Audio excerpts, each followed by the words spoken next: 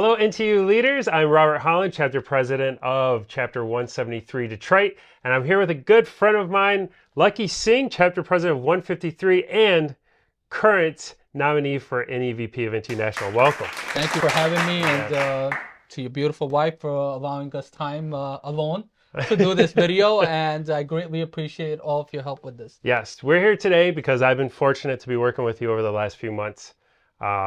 You had reached out for my support and you running for NEVP. I was more than happy to provide that. You've shown me what a hard, dedicated employee you are and how hard I believe you will work for NTEU. And I thought it was important for everybody watching this to basically see and learn what I have over the last few months. So we're gonna have a little discussion here so people can learn a little bit about you. You ready for this? I'm super excited. I think this is gonna turn out to be a great video, a great collaboration between the two chapters that we have. So why don't you tell everybody, I think the first question that a lot of people are gonna be curious on is, I don't know if everybody knows your background, so why don't you kind of fill everybody in as to your background and what got you to this point of seeking the NEVP? It's a long story, but we'll try to cut it short. So I was born in a farm town in India through a midwife. And I immigrated to the United States in 1996, April 20th. It's a very humble beginning when we first got here. My dad had lost his longtime job where he was managing this bakery, and we had to start from scratch. But you know, life has a plan, and I believe in God, I believe in destiny. I got to see the power of unions when my father finally landed a job with Local 6, which is the hotel trades union in New York City, which is a big industry, right? Hospitality is a big industry. So we went from below poverty line to immediately into the middle class. It didn't mean vacations to Disney. It didn't mean, you know, cell phones at a younger age. It didn't mean real fancy clothes or outside meals. But it meant we didn't have to worry about the roof over our head, where our next meal was coming from. And it really provided a safety net for us. 2008, I got hired by CBP, U.S. Customs and Border Protection. Started my career in actually Newark, New Jersey, with chapter 161, you know. Been an officer for 2 years at Newark, and then I transferred to JFK in 2010. And then there was a lot of disagreement with the union chapter that was there.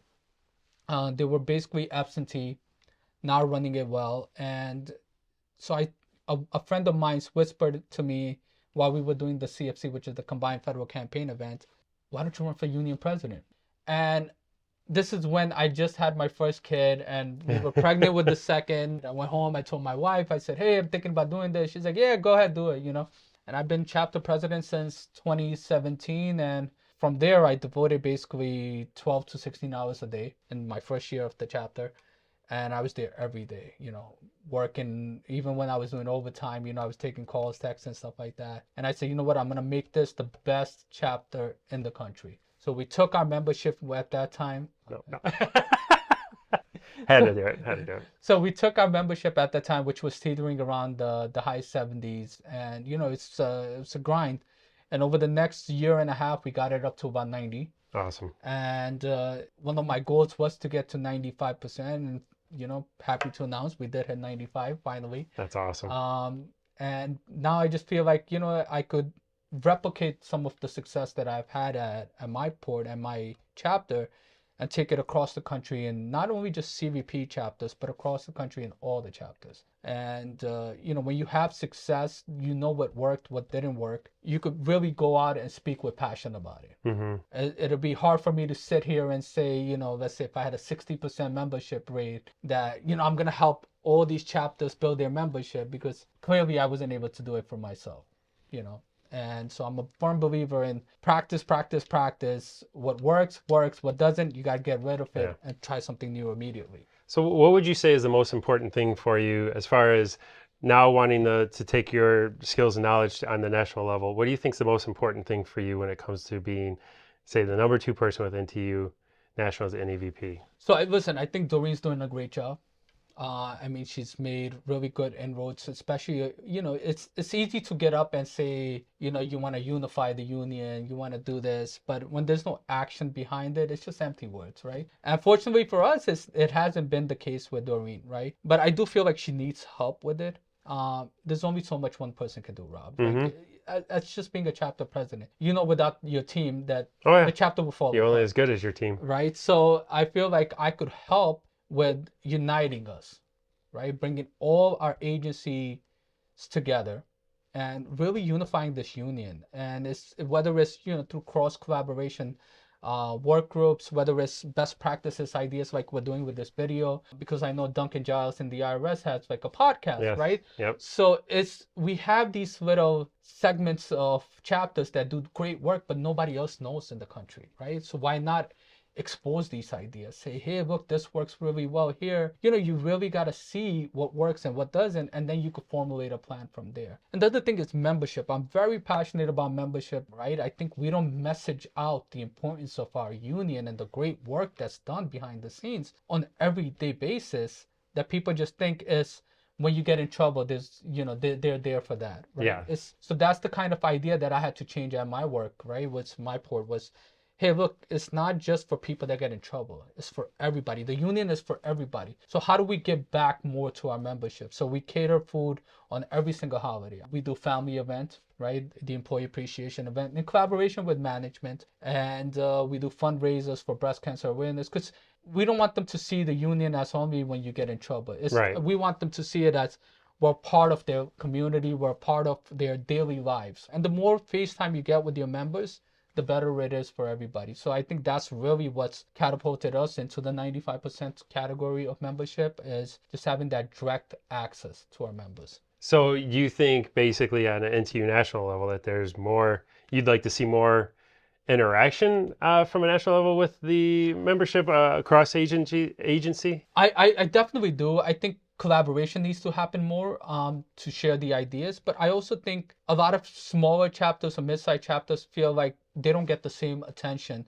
that maybe the bigger chapters do, or the very small chapters that make a lot of noise at national events get, right? Okay. There's a big segment of chapters that feel like they don't have that direct relationship at the national level. And it shouldn't be that way. One of my key points is that each quarter, I'm going to get in touch with each chapter, whether it's with a phone call, email, text message, whatever it is. I want them to know that if they bring me an issue, that if it's within my power to fix it, I'm going to fix it. If not, it'll be elevated, but it will not be ignored. Right? And I don't want them to feel like that the national is only going to be exclusive access to a few chapters. It's going to be inclusive of everyone. That if you bring us an idea, if you bring us an issue, it will be addressed immediately. And speaking of the other chapters, obviously there's a lot of smaller chapters out there. I think, we're fortunate to represent some larger chapters. Funding's not such an issue. What are some ways that you think you could help little chapters or smaller chapters that are out there across the country? It's heartbreaking to hear when you do reach out to smaller chapters, hey, how come I didn't see you at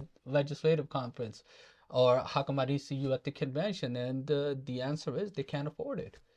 Because of their size and or their membership percentage. And I feel like at the national level, we should be able to create some sort of a fund. We could fund these smaller chapters to either have one person or two people attend these very important conferences, right? Like the legislative conference is a very important conference. We only have, let's say, 50 to 100 member chapter in an important district that could be a swing district. We need to get that person in front of that representative and make a pitch for us. The same thing with the convention. I mean, look, we are voting on our officials on constitutional amendments. It's very important that we get everybody involved rather than just trying to proxy their votes and saying, you could cast a vote for me.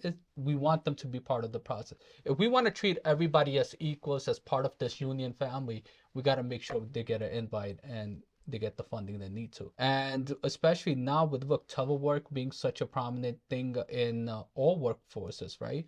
And in NTEU as well, I think we also need to look at the leases that we have for building spaces. Maybe we could cut some of those out depending on where we are in the lease process, and taking some of those monies that we save and allocating it towards a resource like this. One of the things I respect most about you is your honesty. And I think that is a huge trait that I really want to see, and not to say that our people at the national level aren't honest, but I think integrity is a major concern for a lot of people when it comes to fulfilling those positions. What does integrity mean to you? I mean, integrity means, obviously the definition is easy, right? That you want to have that trust factor in believing what somebody tells you and what they're doing. To me, is really a pillar that stands very tall in my life. That if you're honest with people, it could hurt initially, but they'll respect you at the end of the day. But yeah, look, I provide honest feedback, and I do that with everybody. And you could ask the people on my team. I provide the most brutal, honest Oh feedback, yeah. right? And at times, initially it's shocking to people, like, this guy's just being a jerk, maybe, or he really loves me, but I'm just being honest with them. Yeah, I always say like the only thing scarier than somebody who doesn't know anything is somebody who thinks they know everything, I because there's power in relying on people, seeking opinions, Yeah, and building those relationships so that you're making an educated uh, decision in the process here. this is what I think it is. I think it's important to see life from different lenses, Hmm. right? Because even though we're looking at the same thing, we're gonna see it differently Right. because of our past experiences. So it's important to get different opinions. And that's one thing I do with my team is before we make big decisions and stuff like that, I'll bring in everybody into the room and I say, hey, look, this is the situation. This is the way I'm thinking about going at it. What do you guys think? Just because I want to see if there's something that I'm missing, right? Because let's be honest, the decisions we make as chapter presidents affect not just our team, not just the office, but it affects our members at Right. large, right? So you really got to play that balancing act. Like, what am I doing here? Is this going to adversely affect any of my members? Yeah. If not, then yeah, let's go for it. But if it is, we need to really weigh the pros and cons of it. And the reason why it's so important to deliver information in a fast manner, whether it's good or bad, is because if you don't, there's a void, right? And people will fill that void, Hmm. right? Now, whether it's more conjecture, whether it's more fallacies, so you got to get it out. Yes. Yeah, you got to get ahead of it. Listen, deal with it, right? This is what I tell my people all the time. I say, if there's blowback, we're going to deal with it straight, facing forward, right? Yeah. We're not going to turn our backs. We're not going to try to hide from it. There's no ducking from it, right? Because if you leave that void, it's only going to get worse. I think a major thing too that's important to a lot of people when it comes to national, and then you have so many different agencies spread out across the country, is transparency. Yeah. I mean, look, we have 225 chapters. Does everybody feel like they're getting the exact information that everybody else is, right? And how decisions are actually made at the national level. Like, look, if we have a big meeting about possibly endorsing a candidate, maybe we should all get on a call, right? And say, hey, is this going to affect your membership at all in trying to recruit if we went on and supported this candidate? Because as you know, political politics is it's a Always fun. tough Yeah. discussion to have at some of these ports, right? And I personally, look, I always tell them, look, the decisions the national makes when it comes to us making these political decisions is what's benefit to the employees' overall employment, right? Hmm. What benefits we're gonna get, how they're gonna protect our benefits, our pay packages and stuff like that. So that's why they make those decisions. So I always tell people there's a union lucky, there's a personal lucky, there's a business lucky. As the union leader, I make decisions that are going to be beneficial to my union. Hmm. And that's what the national does. They make these candidate choices based on what's going to be best for our members.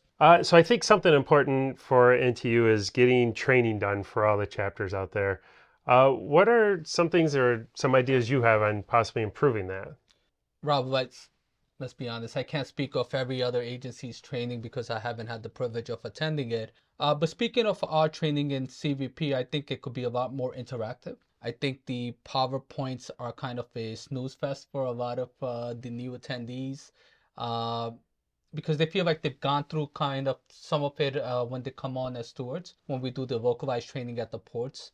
So I think, yeah, I mean, would have to be definitely more interactive. One of the things that I've changed up is I've started to show them videos on some of the interviews that we've done with the permission of the subject of the interviews, and then we've critiqued the interviews, where it was a good point to interject as a union official and say, look, this is where you can stop OPR from, trying to kind of power their way through to asking questions that are not pertinent to the investigation. And there's times when I've had my stewards they don't know when they can interject, right? Because they're fearful that OPR might then try to claim that we're trying to guide the witness on how to answer the Right. questions. So it's really important to teach the new stewards and officials, union officials, on where that fine line is. Yeah, and I think obviously getting the release from the subject in the interviews, but there's also technology. You can blur out faces and protect everybody. But I think real live instances is what you're talking about, of trying to share more with people. This is real world Absolutely issues that we face. Absolutely, because again, the training sessions are pretty long. They start pretty early. It's Vegas, so having to sit through like a class-like setting where you're clicking through just PowerPoints, I think it takes away from that attention span that you could grab with the interactive dialogue, right? Because now we're playing a video, we're actually soliciting the feedback from the attendees. And I think it would go a lot better. And again, if I have the privilege of becoming the NEVP, I'm gonna attend the other training sessions and see where we can make improvements there as well. Without making this drag too long, obviously my support's fully behind you, and I think everybody should vote lucky. But why don't you kind of fill everybody in as to why you think you deserve their vote or want to earn their vote for the NEVP spot? Yeah, so listen, my message is very clear. I want to unite this union. I want to raise our membership across all agencies. And we need to shed these agency affiliations off our names when we're talking about this union, right? It shouldn't be IRS, CBP, SEC, BLM, BFS, any of the agencies that we represent. It should be that it's NTEU chapter 153, President Lucky Singh. It should be Rob Holland, chapter 173, because it's about working as a union, right? As coming together as a collaborating union to really make a meaningful difference in the lives of our members. And one of the best ways we're going to be able to do that is raise our membership. Because the more messaging we get out there, the more meaningful impact we're going to have with this. I agree. At the end of the day, being a chapter leader, it's the same across the board, regardless of what agency 100%. Affiliation that you're with. We're here to help people. We're here to improve our working conditions, and we're here to support each other. And I think that's a huge step forward. I do want to commend Doreen, because she does seem to be trying to blend those lines. And I think with your support, Lucky, I think you guys will make it happen. So I wish you the best. I'm excited for this. Make sure you guys vote Lucky.